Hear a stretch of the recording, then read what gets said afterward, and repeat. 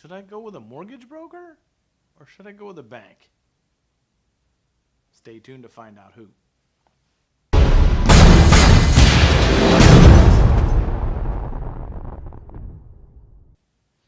Hey everybody, welcome back. Bryan Clark with Century 21 Alton Clark. Welcome you for another little educational bit on mortgage lending and where to find or where to go to get money to buy a house.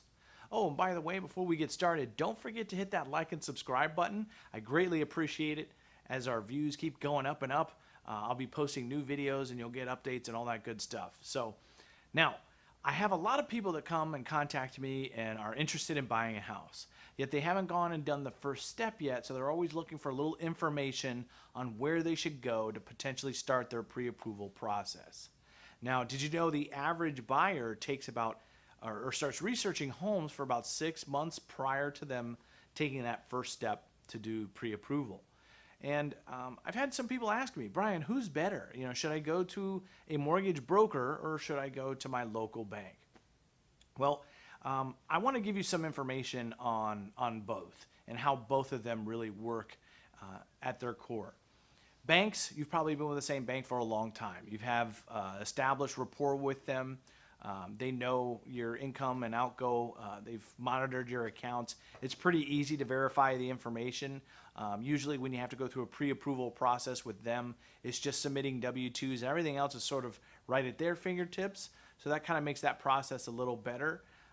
But some big downfalls with banks is they have a very limited scope of plans. They have a templated set that they're allowed to do, and they can't really deviate outside the box when it comes to maybe self-employment or various situations that are not inside the norm. Maybe you have a slightly lower credit score than most.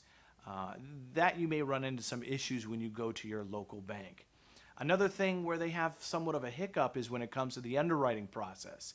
One of the things that clients panic about the most and where I find the most amount of stress comes from is after we get an offer accepted and then you go into underwriting and the banks are processing your paperwork, delays, lots and lots of delays.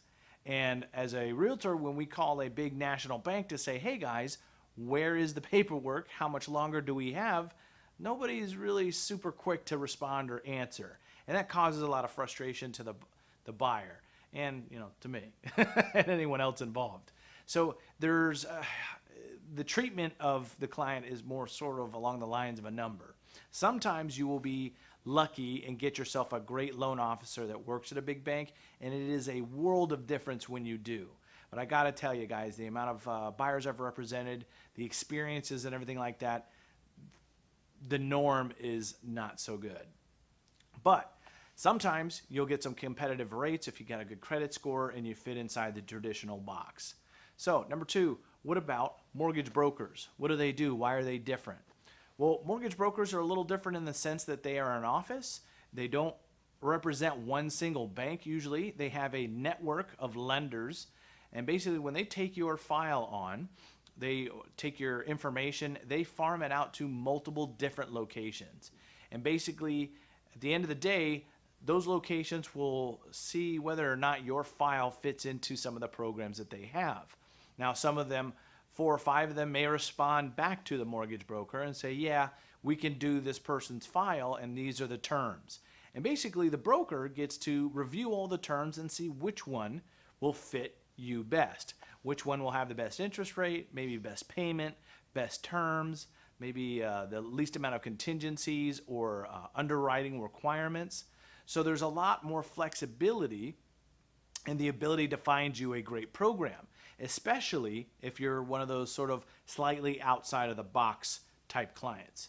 So mortgage brokers do have a little more leeway. Another plus to them is when things start going a little sideways or there's some issues or we need to submit different paperwork, personal relationships with the broker is real big. We have 2 in-house that we work with, Home First Lending and Bank of New England. Now we have representatives at each of those locations that we know first name basis. They do business with us. If something's going wrong or we need to fix a problem quick, it's a phone call away and we have fast action, fast replies, and everyone gets notified. So the comfort level and the experience of having someone who will answer their phone and return a call, especially during a difficult event, in my opinion, is pretty big. So which one is better? That's a tough decision. It depends on where you fall. But as far as customer experience goes, it's going to be hit or miss. I know my guys at the two companies that we work with, they're fantastic. They get raving reviews from all our clients. I know how they work. Banks, I've come across a few people who do pretty well. But I got to say, it's hit or miss. Sometimes banks are also the ones that will hit you with usually a lower appraisal because they're very stringent on the guidelines on how they appraise. And for whatever reason it may be, that kind of happens often. So keep in mind, it depends on where you are in the process. I would actually maybe compare both of them together and have them check your background and run your stats to see who can give you the best deal. Who do you relate to? Who answers their phone the most often? And that is something that only you can decide. We can provide you with the folks that we know who have proven results, but at the end of the day, it's going to be your money. You're going to have to be happy with them. So check them out.